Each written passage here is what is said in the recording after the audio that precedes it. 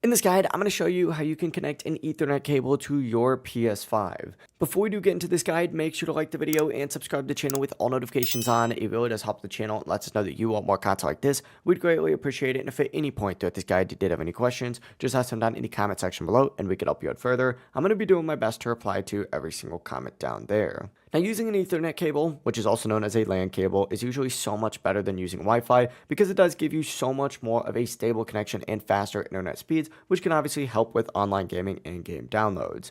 To actually use an Ethernet cable, you just got to plug that cable into the LAN port on the back of your PS5 and then connect the other end to your router or your modem. From here, what you need to do is go on your PS5, go up to the very top right and select this little settings gear just like so, and then select network to go to your network settings. Inside your network menu, make sure in the settings tab that connect to the internet is turned on, and then go ahead and select set up internet connection. From here, scroll down to networks found, and you need to set up a wired LAN just by selecting this right here.